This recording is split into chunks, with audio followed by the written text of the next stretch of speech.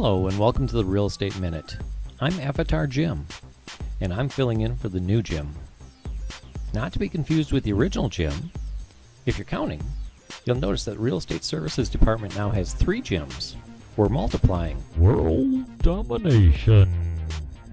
Anyway, it ends up that new Jim does indeed have some PTO time and asked me to fill in his absence. He also said I could pick any topic I wanted for this episode of Real Estate Minute. So today, we're going to talk about sidewalk bumps. I'll let that sink in for a little bit. Sidewalk bumps.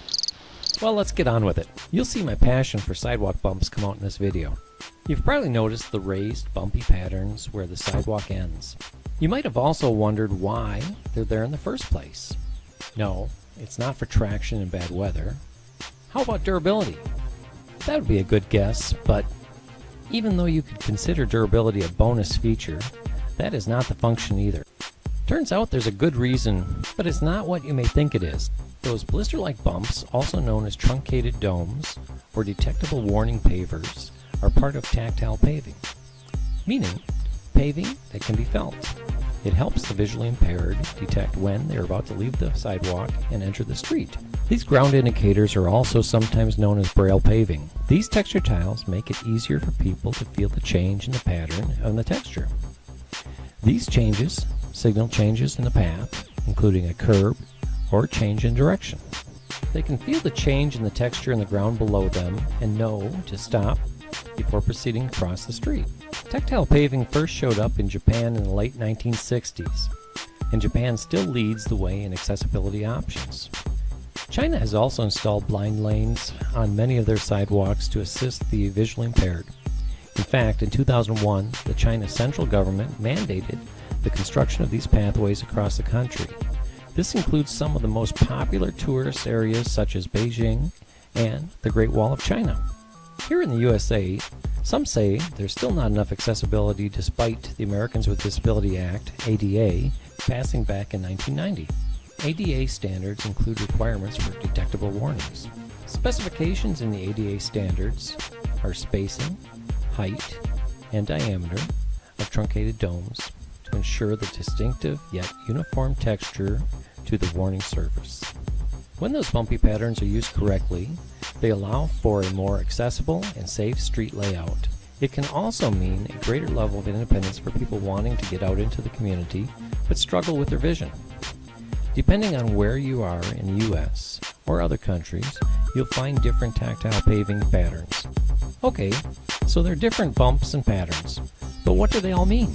Just as in the Braille language, each type of pattern has a significant meaning to the visually impaired. Offset dots. This pattern, with the dots positioned at diagonal lines, indicates a train track or other ledge ahead. 2. Lozenge-shaped bumps. Oblong or lozenge-shaped bumps indicate that you're approaching the tracks of a street trolley, tram, or other street-level transportation. 3. Stripes across the path. Stripes that run across the path signal steps or other trip hazards ahead.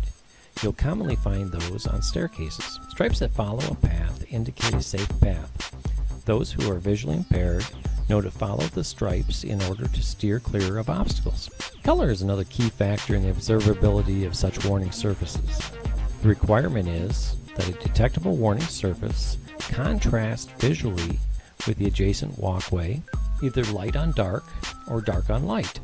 However, there is no limitation or specification on the exact color required by the ADA for detectable warning surfaces, meaning custom colors may also be used provided they provide a clear contrast necessary between a detectable warning surface and the surrounding areas. Since the creation of the Americans with Disabilities Act, tactile warning surfaces have provided hazard warnings for those with visual impairments, making public areas safer and more accessible. We hope you enjoyed this episode of the Real Estate Minute and look forward to hearing your comments. Talk to you soon.